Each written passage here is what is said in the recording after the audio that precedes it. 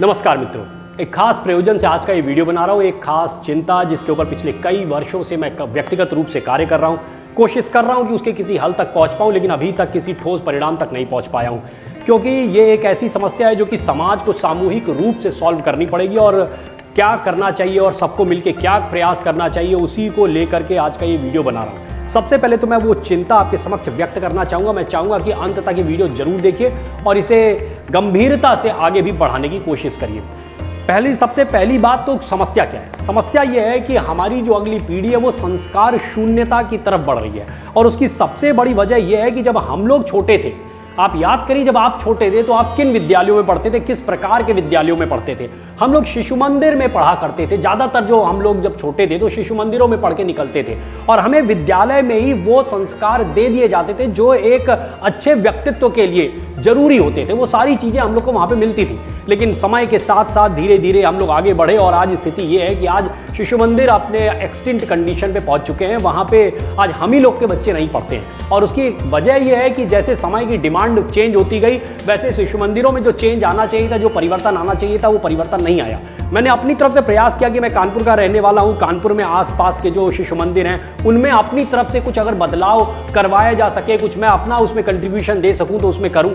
मैंने प्रयास किए, संघ के अधिकारियों के माध्यम से भी, विद्या भारती के अधिकारियों के माध्यम से भी प्रयास किया, लेकिन वो हो नहीं पाया।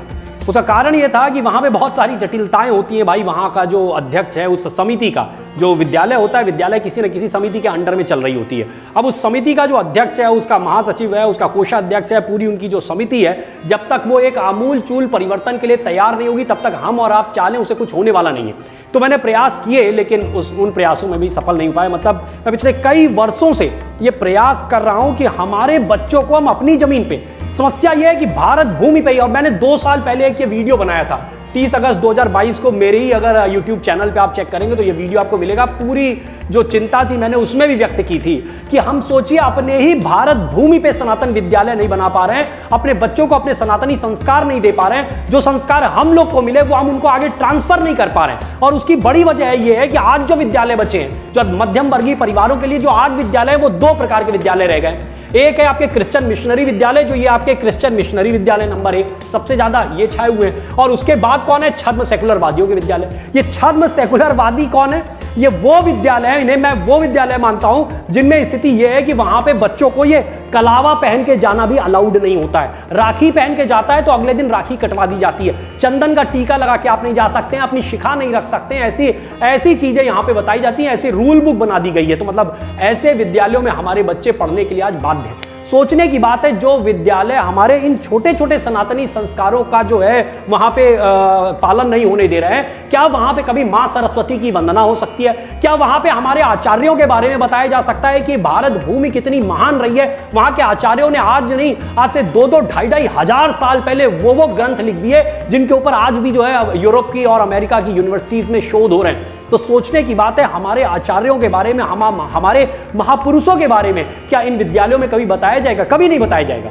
हम लोग जब शिशु मंदिरों में पढ़ा करते थे तो होता क्या था कि जो हमारी क्लासरूम होती थी, क्लासरूम में ही कहीं महाराणा प्रताप की फोटो लगी हुई है, कहीं रानी लक्ष्मीबाई की फोटो लगी है, शिवाजी महाराज की फोटो लगी हुई है। और जब भी उनके जन्म तिथियां आती थी, जब भी उनकी पुण्य तिथियां आती थी तो उनके ऊपर कार्यक्रम होते थे और हम लोगों को उनके बारे में बचपन से, छोटे छोटे थे हम लोग, तब से हम लोग को संस्कार दिए जा रहे हैं। और इसलिए आज हमें अपनी संस्कृति पर गर्व है और इसलिए हम बड़ी दृढ़ता के साथ अपनी संस्कृति के लिए लड़ते हैं। लेकिन जरा सोचिए, मैंने यहां पे 3 प्रश्न लिखे हैं, जरा सोचिए, एक बार गंभीरता से सोचिए कि इन विद्यालयों से जो बच्चे निकल रहे हैं, क्या हमारे आचार्यों के क्या महान कार्य थे? कभी ये इसके ऊपर चिंतन मनन करेंगे? कभी उसको अपनी काउंटिंग में लेके आएंगे? कभी दुनिया में जाके ये बताएंगे कि हमारे आचार्यों ने क्या महान कार्य किए थे? क्योंकि उनको अभी पता ही नहीं है, उनको गर्व कहां से होगा? जब पता होगा तब तो उनको गर्व होगा कि हमारे आचार्यों ने, आचार्य पाणिनि ने, आचार्य चरक ने, आचार्य सुश्रुत ने कितने हजार साल पहले क्या क्या ग्रंथ लिखे थे, उनको उसके बारे में जानकारी तो हो। वो तो मानते हैं कि अगर ग्रेविटी की किसी ने खोज की तो वो आइजैक न्यूटन ने की, जबकि आइजैक न्यूटन तो 16वीं 17वीं शताब्दी में पैदा हुए। उनसे 500 साल पहले आचार्य भास्कर ने अपने ग्रंथ में पूरी बात लिख दी थी कि वास्तव में ये दो ग्रहों के बीच में जो फोर्स काम करता है उनको उन्होंने मध्याकर्षण बल का नाम दिया था। बच्चों को ये ज्ञान ही नहीं है, उनको वो यही मानते हैं कि न्यूटन ने जो है कैलकुलस की भी खोज कर दी थी, जबकि आचार्य भास्कर ने सन 1150 में इसकी खोज की थी। तो हमारे बच्चों को जब ये पता ही नहीं होगा तो उन्हें गर्व कहां से होगा, और उन आचार्यों को लेकर वो दुनिया में अपनी बात को रखने की क्षमता कब उनके अंदर विकसित होगी। दूसरी बात मैंने कही कि क्या हमारे महापुरुषों के बारे में कभी वो चिंतन मनन करेंगे? जब उन्हें इतिहास में यह पढ़ाया जाएगा कि अकबर और औरंगजेब महान थे, तो कैसे मान सकते हैं कि महाराणा प्रताप और छत्रपति शिवाजी महाराज रहे जो है वो महान रहे होंगे? वो कैसे एक काउंटर हिस्ट्री उनको पढ़ाई जाएगी? तो इसलिए जरूरी कि हम उन्हें सही हिस्ट्री पढ़ाएं। क्या वो हमारी संस्कृति की रक्षा के लिए, इस राष्ट्र की संस्कृति की रक्षा के लिए कभी वो चिंतन और मनन करेंगे? आज हमारे दिलों में अगर इस बात को लेकर चिंतन होता है कि ज्ञानवापी मस्जिद नहीं वो मंदिर है, वहां पे हमारा वापस मंदिर बनना चाहिए, विश्वेश्वर शिवलिंग की पुनः वहां पे स्थापना होनी चाहिए, ये चिंता हमारे दिलों में है। क्योंकि हम लोग ऐसे विद्यालयों से पढ़ के निकले हैं, हमारे अंदर बचपन से उस संस्कृति को रचाया और बसाया गया है, लेकिन ये इन विद्यालयों से निकलने वाले बच्चों के अंदर ये चिंतन मनन होगा ही नहीं। इसलिए मैंने ये वीडियो जो मैंने 2 साल पहले पोस्ट किया था, मैंने उस वीडियो में भी एक बात कही थी और मैं पुनः ये बात कहना चाहूंगा कि आज समझ लीजिए मात्र अगले 15 से 20 वर्ष बचे हैं, जिन 15 से 20 वर्षों में हम पुनः अपने बच्चों को सही ट्रैक पे ला सकते हैं, अपनी संस्कृति के डीएनए में उनको फिर से रचा बसा सकते हैं। नहीं तो ये ध्यान रखिए, अगर 20 साल का वक्त और निकल गया और हमारी वो पीढ़ी जो इन विद्यालयों से निकली थी, ये पीढ़ी अगर बूढ़ी हो गई, आज मेरी उम्र 46 साल है, जिस दिन मेरी उम्र 65-70 साल हो जाएगी, उस दिन हमारे अंदर भी वो क्षमता नहीं होगी कि हम इस बात के लिए संघर्ष कर सकें कि ऐसे विद्यालयों की पुनर्स्थापना होनी चाहिए, इनका पुनर्जागरण होना चाहिए। आज अगर हम इसके लिए चिंतन मनन कर रहे हैं तो इसलिए कर रहे हैं क्योंकि अभी अपने अंदर जोश है, अपने अंदर युवा शक्ति है। तो मैं इसीलिए चाहता हूं कि हम लोग इसके ऊपर गंभीरता से काम करें। मैं पिछले कई वर्षों से इस पे काम कर रहा हूं, बहुत सारे प्रयास किए, लेकिन अभी तक सफलता नहीं मिली। अब मैं एक फाइनल मुहिम स्टार्ट करने जा रहा हूं, जिसके लिए मैं आप सभी को आमंत्रित करता हूं कि जब तक हम सभी मिलकर नहीं करेंगे तब तक नहीं हो सकता है, क्योंकि व्यक्तिगत प्रयासों से नहीं हो सकता है। मैंने प्रयास किया, मैंने पूरा बजट बनाया कि अगर मैं चाहता हूं कि ऐसी विद्यालयों की पूरी एक श्रृंखला बननी चाहिए। जैसे पहले शिशु मंदिरों की श्रृंखला हुआ करती थी, आज जरूरत है कि ऐसी ही फिर से एक सीरीज बने। आज अगर डीपीएस की सीरीज बन सकती है और ऐसे ही दूसरे छद्मवादी स्कूलों की सीरीज बन सकती है, तो हमारे ऐसे सनातनी विद्यालयों की सीरीज, ऐसी श्रृंखला क्यों नहीं बन सकती है? लेकिन मैंने ये सोचा कि इस पूरी माला को पिरोने के लिए पहले एक मोती बनाना पड़ेगा, एक पहले विद्यालय की हमें स्थापना करनी पड़ेगी। और अगर ऐसा एक विद्यालय हमें बनाना है तो उसके लिए कितने रुपए की जरूरत है? जब मैंने सारा बजट बनाया तो एक ऐसे विद्यालय को बनाने के लिए तकरीबन 14 से 15 करोड़ रुपए की जरूरत पड़ेगी। डिपेंड करता है कि आप कैसे जगह पे ये बनाते हैं। अगर थोड़ा रूरल एरिया में चले जाएंगे तो हो सकता है 2-4 करोड़ और कम भी पड़ जाए, लेकिन अगर शहर के अंदर बनाना है तो आपको 14 से 15 करोड़ रुपए ऐसे विद्यालय को बनाने के लिए चाहिए। अब बात यह है कि मैं जैसे कानपुर शहर में रहता हूं, तो मेरे लिए अभी ये संभव नहीं है कि हम 25 किलोमीटर अंदर जाके कहीं विद्यालय बनाएं और उसको सही से संचालित कर सकें। केवल विद्यालय बना देना, केवल बिल्डिंग खड़ी कर देना, ये विचार नहीं है। उस विद्यालय को सफल रूप में ले जाना पड़ेगा। लोगों की क्या एक्सपेक्टेशन, उस एक्सपेक्टेशन को उसे खरा उतारना पड़ेगा। वो 1 नंबर का इंफ्रास्ट्रक्चर भी देना होगा, 1 नंबर की वहां पे एजुकेशन पूरी जो लॉबी है वो पूरी खड़ी करनी पड़ेगी, एक से एक बढ़िया टीचर रखने होंगे, उसमें अच्छे बच्चे, वहां से बच्चे आईआईटी भी निकाले, नीट भी निकाले, ऐसा वहां पे स्ट्रक्चर रखना पड़ेगा, बोर्ड में अच्छे नंबर लेके आए और इसके साथ ही साथ हम अपने संस्कार दे पाए। सबसे पहली जरूरत तो यह है कि हमारे पास बच्चे आए। और बच्चे कब आएंगे? जब बच्चे तब आएंगे जबकि हम जैसे जो ये अभी विद्यालय चल रहे हैं, इन विद्यालयों से भी बढ़िया इंफ्रास्ट्रक्चर भी दें और इसके साथ साथ अच्छे टीचर्स भी दें। ये जो महंगे महंगे विद्यालय चल रहे हैं, यहाँ पे अच्छे टीचर्स भी नहीं रखे जाते, उस लेवल की अच्छी टीचिंग भी नहीं होती है। तो हम अच्छी टीचिंग भी देंगे, अच्छा इंफ्रास्ट्रक्चर भी देंगे और 1 नंबर के संस्कार, सनातनी संस्कार भी अपने बच्चों के अंदर रचाएंगे, बसाएंगे। तो ऐसी श्रृंखला के आरंभ करने के लिए हमें पहला एक विद्यालय खोलना होगा। इस विद्यालय में देखिए, मैंने कहा ना कि मैं अपनी तरफ से जो प्रयास कर सकता हूं मैं प्रयास कर रहा हूं।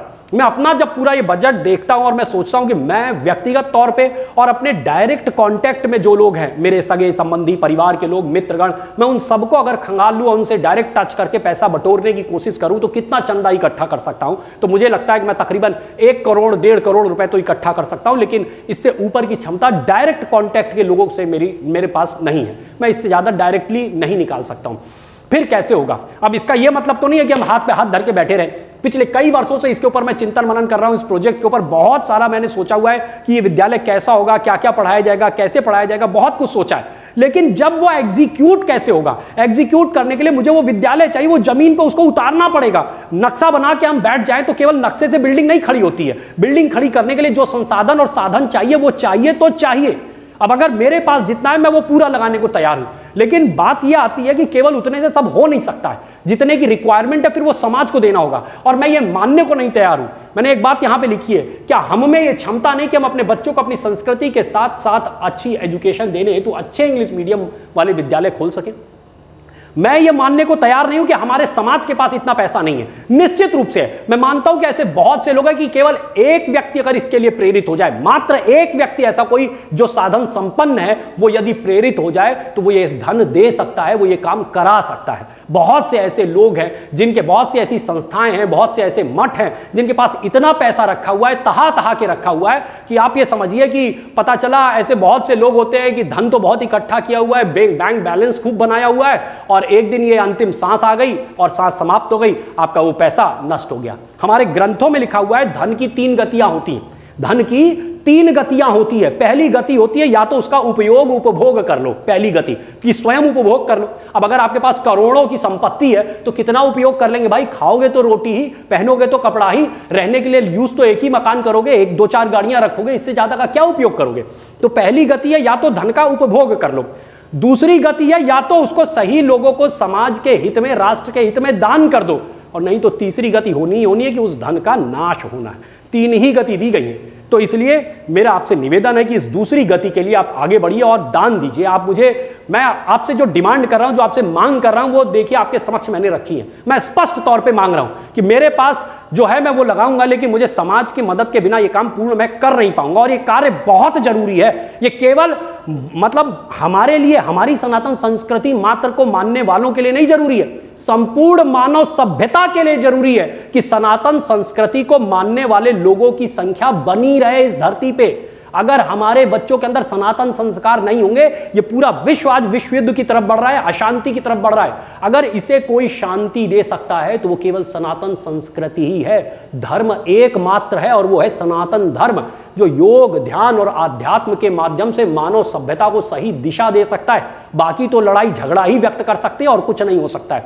इसलिए सनातन संस्कृति को बचाए रखना संपूर्ण मानव सभ्यता की जरूरत है, उसकी आवश्यकता है। 3 चीजें मैं डिमांड कर रहा हूं। पहले तो ये, अगर कानपुर के आसपास या कानपुर के अंदर ऐसे लोग हों जिनके पास 2000 वर्ग मीटर जमीन हो तो मुझे भूदान करिए, मैं आपसे उसकी डिमांड करता हूं, वो भूमि मुझे दान में दीजिए। दूसरी चीज, 15 करोड़ रुपए एकत्र करने हैं पहला विद्यालय खोलने के लिए मुझे। तो 15 करोड़ रुपए एकत्र करने के लिए आप जो कुछ भी दान दे सके, मैंने एक यहाँ पे QR कोड लगाया है। हमने एक समिति बनाई है, सनातन फाउंडेशन, जिसके तहत ये विद्यालय चलाया जाएगा। पहले एक विद्यालय खोलेंगे और बाद में इसकी चेन खोलेंगे पूरी, लेकिन पहला एक विद्यालय खोलने के लिए जिस चीज की आवश्यकता है, मैं वो पहली ही जो नींव है वो रखना पहला कठिन काम है। जिस दिन ये नींव पड़ गई उस दिन ये बिल्डिंग पूरी खड़ी हो जाएगी। तो इसलिए ये QR कोड आपके समक्ष है, आप जो भी दान दे सकते हैं आप उसमें दान दीजिए। तो पहली चीज मैंने बताई कि 2000 वर्ग मीटर जमीन चाहिए। जो भी ये दान दे सकता है मैं उनसे डिमांड करता हूं कि ये जमीन मुझे दीजिए। दूसरी चीज है कि 15 करोड़ रुपए एकत्र करने के लिए आप धन दे सकते हैं। और तीसरी बड़ी चीज है, यदि आपके पास बहुत धन नहीं है, आप 1000-2000 भी दे सकते हैं तो आप दीजिए, लेकिन फिर आप ऐसे साधन संपन्न व्यक्तियों तक मेरा ये वीडियो पहुंचाइए, मेरा ये संदेश पहुंचाइए, और ये जो मुहिम है इस मुहिम से उनको जोड़िए। क्योंकि अगर ये मुहिम आज हम लोग पूरी ना कर सके तो ये ध्यान रखिएगा, आने वाला समय संपूर्ण मानव सभ्यता के लिए और भारतवर्ष की सनातन संस्कृति के लिए बहुत कष्टकारी होने वाला है। इस मुहिम को एक मिशन के रूप में लेके चलना होगा। और सोचिए कि जो क्रिश्चियन मिशनरियों के आज विद्यालय यहाँ पे चल रहे हैं, वो यूरोप से और अमेरिका से पैसा लाके यहाँ पे भारत भूमि पे अपने विद्यालय चला रहे हैं, और हमारे यहाँ के लोग अपने पैसा तहा तहा के रखे रहे हैं, और हमारे जो सनातनी विद्यालय है, जो सनातनी संस्कार आगे जाने चाहिए, वो नहीं हो रहे हैं। और ये क्रिश्चियन मिशनरी स्कूल हमारी ही जमीन पे अपने विद्यालय खोल के हमारे ही बच्चों को इन स्कूलों में 99% सनातनी परिवारों के बच्चे पढ़ रहे हैं, और समस्या यह है कि उनको वहां पे बाइबिल पढ़ाई जा रही है। अब उनको गाली देने से कोई काम नहीं चलेगा। हम अपने विद्यालय क्यों नहीं खोल रहे हैं? चिंता का विषय यह है, हम अपने विद्यालय खोलें और अपने वहां पे पढ़ाओ ना। गीता किसने रोक रखी है? बताओ उनको, अपने आचार्यों के बारे में बताओ, अपने महापुरुषों के बारे में। लेकिन समस्या यह है कि हम अपने विद्यालय नहीं खोल पा रहे हैं। तो इसलिए मैं फिर से ही कहना चाहूंगा कि हमें अपने इस मिशन को, अपने इस मुहिम को एकदम बहुत मजबूती के साथ आगे लेके चलना होगा। बाहर वालों को गाली देने से काम नहीं चलेगा। आप अपनी जमीन पे अपना काम करिए। अपना काम कर नहीं पा रहे और दूसरों को गाली दे तो ये ठीक नहीं है। परंतु मैं यही कहना चाहूंगा कि आज जेठ माह का तृतीय मंगलवार है, तो आप सभी को इसके लिए बहुत बहुत शुभकामनाएं। और अगर आप हनुमान अष्टक में जाएंगे तो हनुमान अष्टक में 2 चौपाइयां बड़ी अच्छी आती हैं कि काज किए बड़ देवन के तुम। हनुमान जी का मैं बहुत भक्त हूँ, तो मैं उसको अक्सर पढ़ता रहता हूँ, हनुमान चालीसा और हनुमान अष्टक वगैरह। तो उसमें कहा जाता है अंत में, काज किए बड़ देवन के तुम वीर महाप्रभु देख विचारो। बहुत से बड़े बड़े देवताओं के कार्यों को आपने देख के विचार के आपने उनके कार्य पूर्ण कराए। कौन सो संकट मोर गरीब को, कौन सो संकट मोर गरीब को, कौन सो संकट मोर गरीब को, जो तुमसे नहीं जात है टारो। बेगी हरो हनुमान महाप्रभु, जो कछु संकट होए हमारो। को नहीं जानत है जग में कपि संकट मोचन नाम तिहारो। को नहीं जानत है जग में कपि संकट मोचन नाम तिहारो। तो इन्हीं शब्दों के साथ आज के इस वीडियो को समाप्त करता हूं। आप सभी से निवेदन है कि इस वीडियो को, इस मुहिम को आगे बढ़ाइए, ताकि ऐसे लोगों को जोड़ा जा सके जो आवश्यकताएं हैं इस मुहिम को पूर्ण करने के लिए, जो इन आवश्यकताओं की जरूरत है, ये सभी पूर्ण हो सके। ऐसी जमीन मिल सके, ये धन एकत्र हो सके, ये संसाधन एकत्र हो सके, ताकि हम इस सनातन संस्कृति को अपने अगली पीढ़ी के बच्चों में ट्रांसफर कर सके। करबद्ध निवेदन है, इस मुहिम को पूर्ण कराइए। जय हिंद, जय भारत, जय मां भारती। ओम नमो भगवते वासुदेवाय। जय हो पवन पुत्र हनुमान की जय हो भोलेनाथ। ओम नमः शिवाय।